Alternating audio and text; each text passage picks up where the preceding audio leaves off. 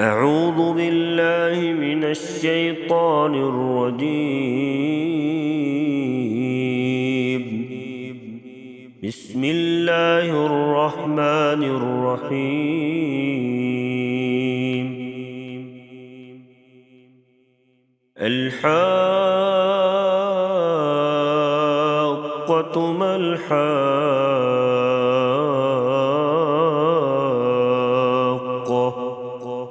وما أدراك ما الحاقة كذبت ثمود وعاد بالقارعة فأما ثمود فأهلكوا بالطاغية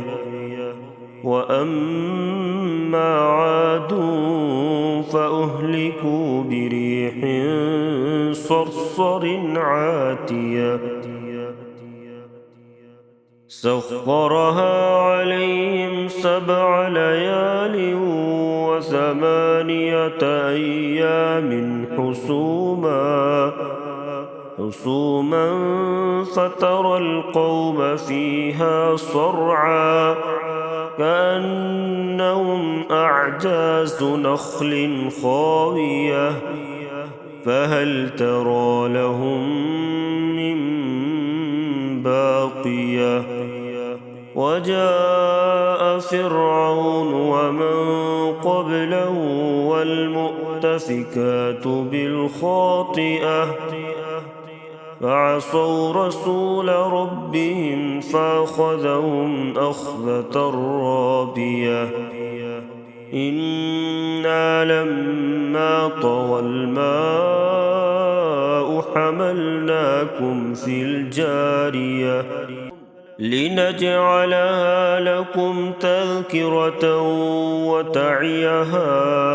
أذن واعية فإذا نفخ في الصور نفخة واحدة وحملت الأرض والجبال فدكتا دكة واحدة فيومئذ وقعت الواقعة وانشقت السماء فهي يومئذ واهية والملك على أرجائها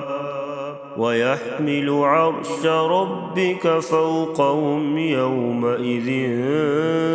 8 يومئذ تعرضون لا تخفى منكم خافية فأما من أوتي كتابه بيمينه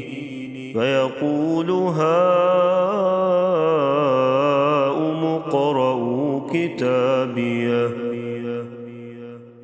إني ظننت أني ملاق حسابيه فهو في عيشة راضية في جنة عالية قطوفها دانية كلوا واشربوا هنيئا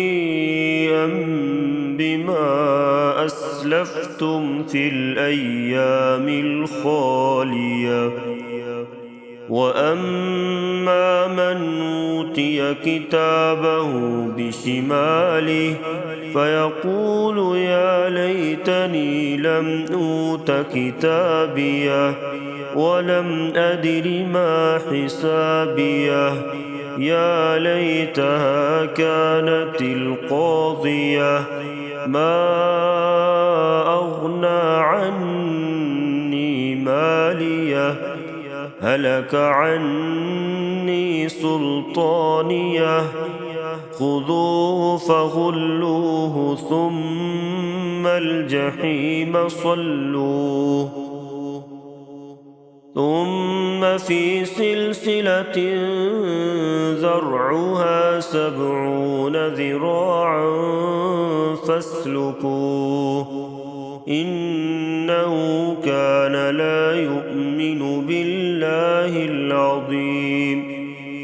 ولا يحض على طعام المسكين فليس له اليوم هاهنا حميم ولا طعام إلا من غسلين لا يأكله إلا الخاطئون فلا أقسم بما تبصرون وما لا تبصرون إنه لقول رسول كريم وما هو بقول شاعر قليلا ما تؤمنون ولا بقول كاهن قليلا ما تذكرون تنزيل من رب العالمين ولو تقول علينا بعض الأقاويل لأخذنا منه باليمين ثم لقطعنا منه الوتين فما منكم من أحد عنه حاجزين وإنه لتذكرة للمتقين وإنا لنعلم أن منكم مكذبين وإنه لحسرة على الكافرين وإنه لحق اليقين